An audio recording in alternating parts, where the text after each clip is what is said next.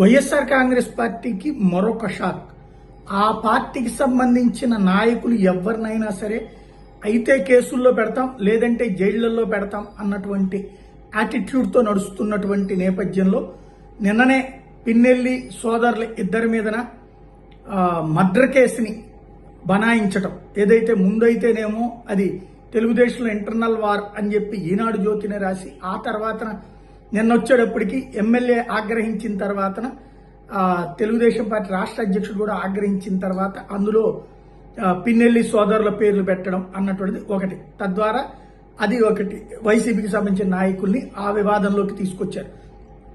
అలా కాకాని గోవర్ధన్ రెడ్డి మీద అక్రమ్ మైనింగ్ అన్నటువంటి పాయింట్లో ఏంటది అంటే, అక్కడ మైనింగ్ చేస్తున్నటువంటి వాళ్లలో ఉన్నటువంటి గిరిజనులని దూషించారు అంటూ అధికారి ఇచ్చినటువంటి ఫిర్యాదు ఆధారంగా కేసు నమోదు చేయడం,